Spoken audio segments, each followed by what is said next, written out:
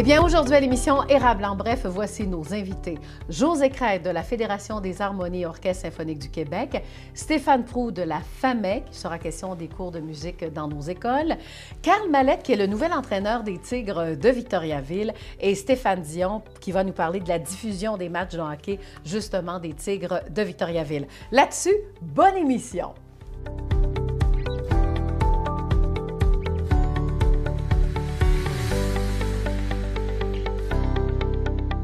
Alors aujourd'hui, nous allons revenir sur un dossier que nous avons traité le 21 août dernier. Le sujet, c'est quand qu'on va les donner, ces fameux cours de musique, et de quelle manière les enseignants ou les profs vont pouvoir enseigner. Alors, pour savoir dans quel état actuel nous sommes, eh bien, j'ai repris les mêmes invités que la dernière fois.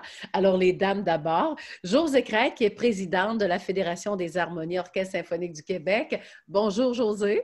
Bonjour Lydia. Et également Stéphane Proulx, qui est le président de la FAMEC, soit la Fédération des associations de musiciens éducateurs du Québec. Bonsoir, Stéphane. Bonsoir. J'ai appris mes devoirs depuis le mois d'août. Hein? C'est bien. Alors, allons-y. Revenons un peu. Faisons un rappel. Qui pourrait le faire entre José et Stéphane? Un rappel de ce qu'on avait jasé le 21 août dernier. Juste une petite mise en situation. On a des enseignants qui nous ont appelés le 23 juin dernier et qui étaient inquiets parce qu'il y avait des coupures d'annoncés. Donc, on a travaillé tout l'été à informer les gens du ministère, la santé publique, essayer d'avoir des informations et dire qu'on voulait amener des solutions. Et tout ça allant jusqu'au 21 août dernier, où on a enfin eu une première rencontre avec la garde rapprochée du ministère de l'Éducation, donc des gens avec qui on a pu parler. Donc, le premier conseiller et l'attaché politique du ministre de l'Éducation. Donc, où on a pu nommer les situations qui étaient incohérentes, problématiques et commencer à ouvrir une discussion pour améliorer les choses. Voilà. José, est-ce qu'il y a des choses à rajouter là-dessus? Non, c'est très, très bien résumé. Oui. D'ailleurs, entre les deux, on avait travaillé aussi sur une pétition qui nous a amené à ouvrir la porte, en tout cas, plusieurs actions, pas seulement la pétition, mais plusieurs autres actions qui nous ont amenés à pouvoir rencontrer la garde rapprochée du ministre de l'Éducation. Oui, et est-ce qu'on peut dire que la pétition a eu quand même un impact? On pense que oui, parce que c'est dans le courant de la pétition qu'il y a eu un bel envol. Au Québec, une pétition qui atteint 4000 signataires, c'est une pétition qui a eu beaucoup d'impact. C'est un dossier qui a rejoint beaucoup de gens. Et à travers ça aussi, on est rendu 9 organisations représentées dans notre regroupement pour parler au nom de la défense de l'éducation musicale et de la présence d'éducation musicale au Québec. Donc, on voit que le gouvernement peut être témoin d'une solidarité qui est croissante.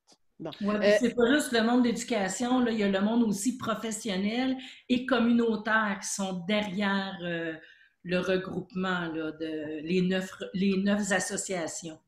Et au mois d'août, on parlait du fameux guide sanitaire, bon, qu'il y ait un langage entre les plus hauts paliers que nous. Finalement, on en est rendu où avec ce guide-là? Est-ce qu'il est sorti? Est-ce que tout va bien? La vie est belle? Notre guide en est à sa deuxième vie, donc il a été mis à jour avec les informations, bien entendu. Vous le voyez, vous le savez, la connaissance du COVID évolue rapidement. Il y a des changements, des reculs, des ajustements. On peut comprendre, en général, on veut participer. La problématique, c'est qu'il y a beaucoup d'incohérences qui demeurent dans les différents encadrements, ce qui fait que beaucoup de guides existent, beaucoup d'opinions existent. Dans les commissions scolaires, il y a des interprétations qui diffèrent de l'une à l'autre, qui ne respectent pas, parce que l'idée principale, c'est de se centrer vers la consigne donnée par le ministère de l'Éducation, mais c'est certain qu'il existe le guide de la santé publique et celui de la CNESST. Les gens se promènent un peu entre les deux, les directions d'école, ce qui amène parfois de la confusion. Donc, nous, ce qu'on dit, c'est notre employeur premier, c'est le ministère de l'Éducation. Centrons-nous vers lui et on demande au ministère de s'assurer que la compréhension de tous les centres de services scolaires du Québec va être commune. Bon. Là, présentement, nous sommes le 16 septembre, donc date à laquelle on fait l'entrevue. Puis, est-ce qu'il y en a des cours de musique? Qui peut répondre à cette question? Bien, Moi, je peux peut-être parler pour la partie plus régionale en premier, puis Stéphane pourra peut-être vous parler du reste du Québec. Les données, c'est pas scientifique, là, c'est juste que j'ai parlé à plusieurs personnes. On est chanceux dans la région des Bois-Francs et de l'érable parce que toutes les écoles primaires actuellement font de la musique et les professeurs sont dans leur local de musique. Donc, les jeunes ont accès à l'enseignement musical. Au secondaire, ça semble très bien aller. Warwick est reparti, Plessisville est même en augmentation. L'école Le Boisé va très bien, les cours privés et tout. Tout est reparti, pas de la même façon parce qu'il y a une façon différente de le faire, mais ça se fait. C'est possible de le faire, c'est possible de faire de la musique aussi. Donc, dans notre région, on est une région gâtée, une région où les gens ont pris les consignes du ministère de l'Éducation et les ont adaptées, ils ont été créatifs, puis ils ont réussi à faire jouer les instruments avant, à faire de la chorale et à jouer sur les instruments orff. Et justement, ce matin, on parlait aussi d'une classe de deuxième année là, qui était comme en quarantaine là, pour surveillance de la COVID. Là. Alors ça, c'est la nouvelle la plus récente du jour. Mais là, au niveau du Québec, c'est quoi la situation? Là, on a parlé au niveau de la région, on donne des cours, tout ça, mais au Québec, c'est la même chose? Au niveau du Québec, comparativement à ce qu'on pouvait extrapoler des informations qu'on avait en juin, OK? La situation semble meilleure qu'elle n'augurait. Les gens ont trouvé des adaptations. Cela dit, bien qu'il semble y avoir des cours de musique majoritairement partout, je n'ai pas entendu de grandes coupures. Oui, il y a des endroits qui ont eu des coupures de périodes. On est passé de 17 périodes à 6. Il y a des endroits où c'est vécu, mais il semble qu'il y en a un petit peu moins que ce qu'on craignait qu'il y ait. Pour l'instant, malheureusement, recevoir ces données-là, ça prend du temps pour faire le tour de partout. Ce qui est problématique, donc, José parlait d'être créatif et d'adapter l'enseignement et tout ça.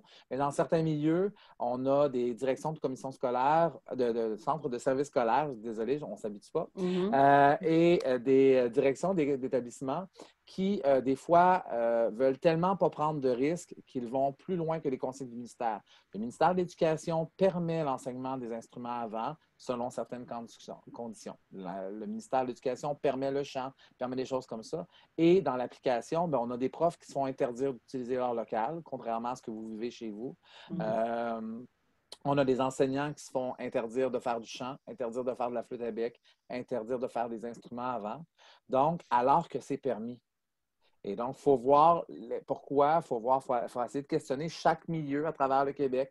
Quelle est la raison qui est derrière? Est-ce que c'est des craintes? Est-ce que c'est pour laver plus blanc que blanc? Ou est-ce que c'est vraiment pour des raisons d'organisation parce qu'ils n'ont pas les moyens, parce qu'ils ont besoin du local? Ça, on pourrait le comprendre facilement. Pour l'instant, il y a des endroits. Par chance, on a, depuis le 21 août dernier, ouvert un canal de communication avec le ministère de l'Éducation qui se développe avec le temps, doucement, et qui nous permet de leur signaler les endroits où les consignes semblent utilisées avec exagération, dirons-nous, et le ministère pourra peut-être intervenir au besoin juste pour repréciser, pas intervenir dans la gestion des commissions scolaires, mais leur repréciser la nature des encadrements. Bon. Mais au moins, on peut dire que c'est quand même positif parce que là, on en donne des cours. Oui. Du mois d'août à aujourd'hui, là, il y a eu vraiment, il y a de l'ouvrage, il y a du travail qui a été fait, mais au moins, les élèves n'ont pas été trop punis là-dedans non plus. Là. Oui, puis ce qui nous inquiétait beaucoup à l'automne, c'était vraiment les 4e et 5e secondaires qui, eux, étaient dans maths fortes, maths, chimie, physique, et là, tout à coup, ils ne pouvaient plus avoir accès à leur projet. Donc, il y avait un problème là aussi au niveau du décrochage scolaire qui nous inquiétait beaucoup. Je pense que les gens du ministère de l'Éducation étaient aussi sensibles à ce point-là. Donc, ils ont fait des ajustements puis ils ont fait des corrections. Ça a valu la peine de mettre autant de temps, hein, Stéphane, cet été pour que ça s'améliore de cette façon-là. Pour la motivation scolaire des élèves, pour leur investissement dans le milieu scolaire, leur reconnaissance, leur vie sociale. Heureusement, la musique est de retour. Oui, puis au mois d'août, on surveillait ce qui se passait dans le monde du sport. Là, c'est le monde du sport qui vont surveiller ce qui se passe dans le monde de la musique. Tant mieux. Si on en parle, si on est concerné, c'est juste bon pour tout le monde. Alors voilà, donc le mot de la fin, on y va pour vous, Stéphane? Mais écoutez, on souhaite que ça aille toujours de mieux en mieux, que la compréhension soit meilleure et que l'éducation musicale puisse donner aux enfants le meilleur de ce qu'elle a à offrir pour longtemps. José? Ben, ça ressemble un peu à ce que j'ai dit. Le raccrochage scolaire, pour moi, ça a toujours été un peu ma mission de vie. Alors, je trouvais ça très important que les jeunes puissent reprendre, mais le milieu communautaire aussi puisse reprendre parce qu'il y en a qui s'ennuient joliment de leur activité, soit de loisirs ou communautaire, mais qui s'ennuient beaucoup de... Puis il y a des bienfaits à ça aussi, hein, de pratiquer la musique. Puis on aimerait que ça soit pas trop long, l'arrêt, là, pour eux. Alors, belle continuation. Alors, aujourd'hui, à l'émission Érable en bref, vous savez que le monde du hockey nous intrigue beaucoup, surtout en ce temps de COVID-19. Et là, je me demandais comment vivent nos joueurs de hockey, que ce soit dans la Ligue de hockey junior du Québec, que ce soit dans la Ligue nationale de hockey. Rien de mieux que de parler à Karl Mallette et vous allez comprendre pourquoi dans quelques instants. Je viens de lire son CV, là, pas mal impressionnant. Karl Mallette, bonjour. Bonjour, Lydia. Karl Mallette, parlons-en de la carrière avant de jouer avec les Tigres de Victoriaville. Est-ce que dès votre départ d'adolescence, vous avez décidé qu'un jour, je deviendrais un joueur professionnel de hockey? Raconte-moi un peu ton histoire. Ben, écoute, si je peux faire ça assez rapidement. Au fait, j'ai grandi à Montréal. Je viens de la région du Lac-Saint-Louis. Donc, j'ai fait mon hockey mineur par là-bas. J'ai eu la chance d'avoir mon père qui était mon entraîneur au niveau novice à Tombe, puis oui, mon père qui avait joué professionnel longtemps. Donc, évidemment, je ne pouvais pas avoir meilleur coach, meilleur mentor. Donc, évidemment, l'envie de jouer au hockey, elle est grandissante depuis ce jour-là. J'ai toujours aimé, j'ai toujours passionné, j'ai toujours voulu devenir le meilleur que je pouvais devenir. Et puis, me voilà, après quelques saisons au hockey mineur au Lac-Saint-Louis, je me rappellerai toujours qu'en 97, quand les Tigres de Victoriaville m'avaient repêché, la suite, c'est que je suis arrivé à Victoriaville en 97. Et d'ailleurs, vous avez eu quand même beaucoup de reconnaissance aussi dans votre carrière de hockey. Là. Ça, il faut quand même en parler aussi. Hein? Parle-nous de tes trophées, de tes reconnaissances, dont on est fiers. Oui, on est fiers. C'est sûr que même au niveau mineur, j'ai eu la chance. J'ai toujours fait partie de bonnes équipes. Un gros souvenir que je me rappelle, c'est qu'au niveau Bantam 2A, à l'époque, il n'y avait pas de 3A. On avait gagné la Coupe Dodge, qui est encore l'emblème au Québec. Donc, on a gagné ce niveau-là. Au niveau Midget 3, on a perdu en demi-finale en 7 matchs. Et puis, après ça, on se rappelle tous, au niveau junior majeur, on a gagné la Coupe du Président en 2002. Malheureusement, on a perdu en finale la Coupe Mémorial, mais le parcours avait été assez exceptionnel. Voilà. Donc, des beaux souvenirs, dans le fond, hein? Parce que dans votre CV, là, quand on vous lit, c'est écrit « retraité ». T'as quel âge? 38 ans. 38 ans, mais retraité du monde du hockey. Là, retraité en tant que joueur. Puis, si ça me permet, c'est par la suite, le parallèle a été fait que j'ai été repêché, évidemment, dans la Ligue nationale. Je n'ai pas réussi à atteindre mon rêve. Donc, j'ai joué 3 saisons au niveau mineur dans les ligues américaines et dans la East Coast. Donc, j'ai fait la navette beaucoup. Et puis, après ça, je suis allé 7 ans jouer en Europe. Puis j'ai eu la chance de jouer encore là pour une très, très bonne équipe. On a gagné 5 championnats. Et puis, écoute, j'ai toujours eu la chance d'avoir de bons coéquipiers puis une organisation qui croyait gagner puis qui s'arrangeait pour qu'on ait une chance de gagner. Voilà. Oui, parce qu'un bon associé, c'est peut-être M. Tinel, hein? C'est ça, hein? Ça a beaucoup aidé, ça aussi, hein? Oui. C'est encore un très, très bon ami. Il fait sa vie, il est toujours en France. On se parle souvent. Écoute, oui, évidemment. 4 ans junior ensemble, puis 6 ans en France dans la même équipe. Donc, ça fait 10 ans total. Puis, écoute, on était complémentaires dans la vie comme sur la glace. Fait que on a joué beaucoup, beaucoup de ces matchs dans les 10 ans sur la même ligne. Puis, disons, c'est le même avantage numérique. Bon, vu que tout à l'heure, on parlait de la COVID-19 en tant que joueur de hockey aussi, parce qu'il n'y a pas de matchs là, hein, qui seront présentés dans la Ligue de hockey junior du Québec, là, les Tigres, entre autres. Là. Présentement, oui, parce que nous, on a été acceptés. Donc, c'est pas comme si tout ce qui est Hockey Québec. Mais oui, on a déjà joué 4 matchs de parties hors concours, mais on joue à huis clos. Donc, il n'y a pas de partisans pour l'instant. C'est vraiment à huis clos. C'est vraiment seulement les joueurs, le personnel, les arbitres, les marqueurs. Écoute, Lydia, honnêtement, c'est spécial comme atmosphère. C'est la première fois qu'on vit ça, là. Ça ne s'est jamais vu, là. C'est la première fois qu'on vit ça, mais on est quand même chanceux et choyés de pouvoir justement jouer. Donc, les joueurs embarquent. On a un protocole à suivre assez strict. Tous les jours, on a la prise de température. Tous nos déplacements se font avec des masques, même dans l'autobus. Écoute, les jeunes, ils respectent énormément à date. Depuis un mois que les camps d'entraînement ont commencé, on a 0 cas, donc dans toutes les équipes. Donc, ça, c'est un signe. Fait qu'on espère que ça va durer. C'est sûr qu'avec les cas présentement qui se passent dans les écoles et tout ça, c'est à suivre. Mais nous, on a pour l'instant le droit de jouer nos matchs et puis on joue contact. Écoute, on joue le vrai hockey. OK. Dans ce cas-là, parlez-moi un peu. Premièrement, j'aimerais vous féliciter parce qu'on va le dire, là. C'est une première saison comme entraîneur-chef pour les Tigres de Victoriaville. Alors, Karl Mallette, quand vous avez su que vous aviez comme été recruté, ta réaction, ça a été quoi? Hey, là, moi, je deviens entraîneur des Tigres. C'est spécial parce que c'est une équipe, c'est la seule que j'ai connue, que j'ai joué ou que j'ai travaillé pour. Donc, les Tigres de Victoriaville, ça a toujours été mon équipe junior. Ça a toujours été, j'ai une fierté de dire ça parce que j'ai jamais quitté depuis 1997 Victoriaville. Même lorsque je jouais professionnel, les étés, j'avais une maison ici. On avait une maison, on restait. Tout a toujours été Victoriaville. Fait que mon parcours comme assistant-entraîneur à Victoriaville, c'est sûr que en dedans de nous, on se voit toujours un jour en chef. Ça prend toujours des objectifs. Et puis, avec ce qui est arrivé à Louis Robitaille, la belle aventure, c'est que la promotion qu'il y a eu à Gatineau, le timing, je l'ai senti qui était bien. Fait que j'ai fait part à l'organisation que je me sentais prêt puis que je voulais relever le défi. Puis ça s'est fait assez rapidement. Écoute, je suis entraîneur-chef à mes débuts, junior majeur à Victoriaville. Je ne pouvais pas espérer mieux. Oui, hein? Et comme on dit, vous avez de belles années à venir aussi, là, hein? Parce que, moi, j'ai aimé aussi, parce que l'équipe est complétée, hein, depuis le 6 septembre, c'est bien ça? Oui. Bon, est-ce que le fait de choisir ces joueurs, il y a un nombre limité, je pense, de joueurs quand même, hein? Oui, c'est ça? oui. On est toujours, normalement, c'est 25 maximum. Donc, nous, on a gardé 24 joueurs pour l'instant parce qu'on a 4 joueurs de 20 ans présentement. Donc, on a 4 joueurs de 20 ans qui sont inclus dans nos 24 joueurs. Fait que oui, ça a été des décisions assez difficiles. Dû au COVID, le camp d'entraînement a été plus écourté. Puis au lieu d'avoir 50 joueurs au camp, comme les autres années, on avait droit à 34 joueurs. Donc, l'équipe s'est faite en une semaine. Mais la formule, on a quand même assez aimé ça parce qu'on avait la chance de pouvoir évaluer vraiment ceux qu'on croyait qui avaient une chance de faire l'équipe. OK. Donc, vous avez eu une décision finale pour le choix de tous les joueurs, là, c'est ça?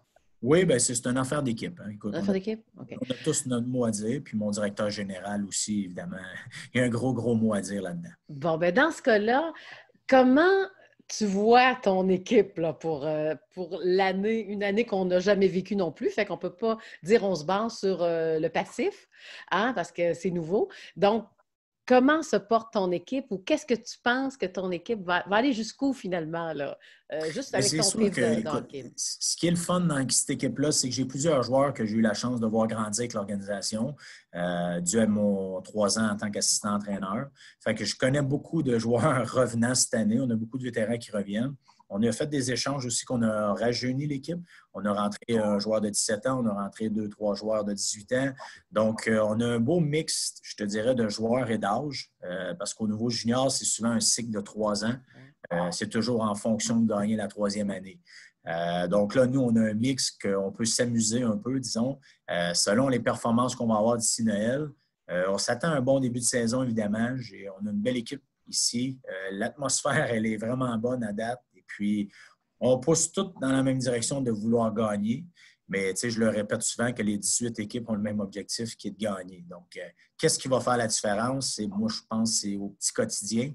Tout ce qui est pratique, tout ce qui est joie de venir à l'aréna, c'est sûr que ça a un impact. Fait que, une belle équipe, on s'attend à une belle saison.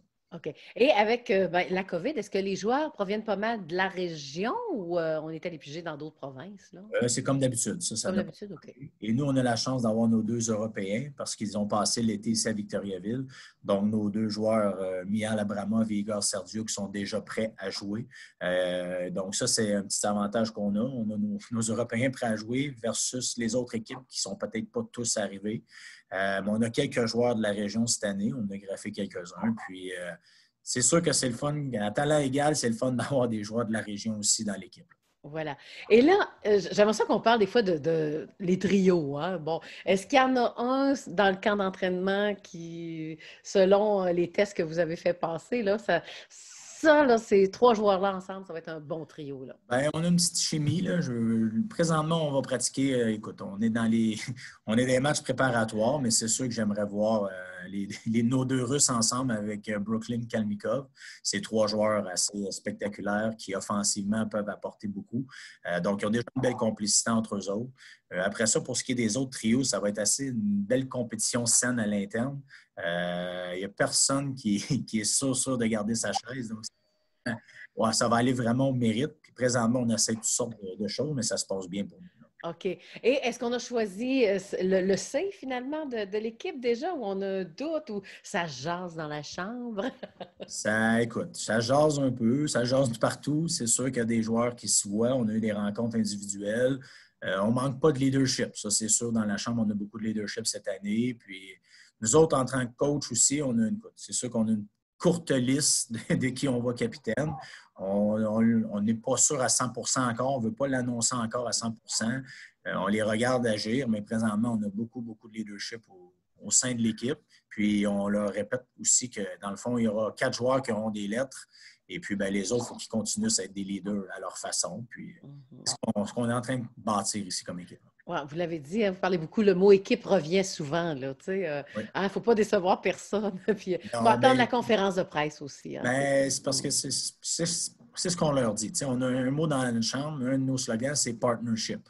Puis partnership, pour moi, veut tout dire. Tout le monde veut gagner, mais qu'est-ce que tu vas faire pour aider l'autre à le rendre meilleur? Qui va faire en sorte que tu vas être meilleur? Puis non, on est vraiment sur tout ce qui est équipe présentement. C'est ce qu'on vise. Voilà. Maintenant, bon, match préparatoire, OK, mais la saison, finalement, commence quand, là? La saison officielle commence le 2 octobre. Bon, le 2 octobre. 2 octobre, oui. Ça s'en vient. On va être prêt parce que ça fait assez longtemps qu'on se prépare. Donc, le 2 octobre, saison de 60 matchs au lieu de 68 matchs cette saison. Jusqu'à Noël, parti les fins de semaine seulement. Donc, pour le jeune qui va à l'école, ça, c'est super. C'est une nouveauté. Même pour nous, les entraîneurs qui ont des familles, c'est plus facile d'avoir un horaire régulier. Donc, c'est toujours les matchs vendredi, dimanche ou vendredi, samedi. Parfait. Et notre premier match local, avez-vous l'horaire? Oui, on joue le premier match local ici contre Rimouski le 2 et puis le 3, on sera en direction de Québec. Ouais, je pense que ce sera diffusé par le web, hein? C'est bien ça. Oui, hein? La Ligue a fait une entente évidemment, puis normalement l'image et tout devrait être très, très bien. Bien là, montre-moi comme il faut ta casquette, qu'on la voit. Là, voilà, hein, les Tigres de Victoriaville pour bien amorcer la saison. Vous comptez sur vos fans encore une fois, hein? Oui, écoute, on sait qu'il y en a plusieurs qui nous supportent, puis on entend parler en ville, évidemment. Tout le monde veut du succès à Victoriaville. On est des gens fiers, puis évidemment, on peut suivre sur les web, puis en espérant qu'un jour, on rouvre le guichet et puis on recommence à venir à l'aréna. Oui, puis ça va faire du bien à tout le monde aussi. On a besoin du hockey dans nos vies, ça. Je suis certaine que beaucoup d'amateurs vous le disent. Hein. Bien, on a hâte aussi de vous revoir, ça, c'est certain. Bien, merci beaucoup, parce que la frénésie, hein, même avec les médias, oui. etc., là, c'est ça la vie aussi, là, OK. Bien, merci, Carl Mallette, nouvel entraîneur des Tigres de Victoriaville. On va sûrement se reparler en cours d'année. Avec plaisir, merci beaucoup. Et cette fois-ci, retrouvons Stéphane Dion qui, lui, va nous parler évidemment de la diffusion du côté des prochains matchs des Tigres de Victoriaville pour la prochaine saison. Alors, Stéphane Dion, premièrement, bonjour. Bonjour Lydia. Alors Stéphane, vous êtes directeur de marque et développement des affaires chez les Tigres de Victoriaville. Oui, puis c'est un plaisir de vous parler aujourd'hui, Lydia, parce qu'on se trouve à quelques jours de l'ouverture de notre saison régulière. Une saison un peu spéciale, évidemment, saison qui sera à huis clos, mais on compte sur la participation et l'encouragement via nos différentes plateformes de nos partisans et ça à l'ensemble du territoire. Oui, parce que vous avez préparé quand même de quoi de très spécial aussi pour les matchs de hockey. Oui, bien évidemment. On invite les gens à nous suivre quotidiennement sur nos différentes plateformes, c'est-à-dire Facebook, Twitter, Instagram. On a encore, comme c'était le cas l'an dernier, via notre site Internet, il est possible de nous suivre via la Radio des Tigres, les capsules quotidiennes avec Pascal Lévesque, à savoir, bon, qu'est-ce qui s'en vient, le camp d'entraînement qui tire à sa fin, la saison qui commence. Donc, on a différentes options. Et lorsque on est en action, bien, il est possible de nous suivre, oui, via la plateforme de la Radio des Tigres, la web diffusion qui était là auparavant, mais on met beaucoup d'efforts, on investit beaucoup d'argent pour l'achat d'équipements techniques qui va nous permettre d'améliorer de beaucoup l'expérience pour les partisans des Tigres qui vont nous suivre via la web diffusion, c'est-à-dire l'achat d'équipements avec des caméras. On a ajouté des caméras. Les dernières années, une seule caméra ou au maximum, il y en avait deux pour suivre l'action. Là, il va y en avoir plusieurs. Et un peu pour les amateurs, faire un parallèle avec ce qu'on voit régulièrement à RDS, à MaTV, à TVA. Bien, évidemment, les reprises vidéo multi-angles pour ajouter à l'expérience pour le téléspectateur. Mais là, on ne parle pas du tout d'aller au Colisée des Jardins, en tout cas pour les matchs locaux. C'est hors de question pour l'instant. Non, là. Et sur la route non plus. La saison au Québec pour la Ligue de hockey junior majeur du Québec sera disputée à huis clos. C'est-à-dire qu'on vous invite à nous suivre. On a besoin de votre encouragement, mais cette saison, évidemment, c'est via nos différentes plateformes et via la web diffusion pour garder le contact quotidiennement. Oui, donc, et c'est gratuit là, pour le spectateur, évidemment. Là. Bien, il va y avoir différents forfaits. C'est dans les prochains jours qu'on va connaître parce qu'évidemment, c'est la Ligue qui gère la portion. Nous, cependant, on peut assurer que l'expérience sera, par rapport aux autres années, de beaucoup améliorée. Avant-match de 30 minutes, animation pendant les entractes avec une équipe, Pascal Lévesque, Mathieu Marchand, Mathieu Vachon, que vous connaissez, de l'Union La Nouvelle.net, et également Tom Durand. Alors, une belle équipe cette équipe-là va assurer une belle couverture, une belle expérience pour les partisans de l'équipe. Donc, est-ce qu'il reste autre chose à rajouter là-dessus? Les promotions vont continuer, là, même sur le web. Là. Bien, il va y avoir différentes promotions, évidemment, avec nos différents partenaires. Et on vous invite à nous suivre. Ça commence ce vendredi, 2 septembre, 19h, pour le premier match de la saison pour ce qui est des Tigres. 2 octobre? Oui, 2 octobre s'en vient. Je dis quoi, moi?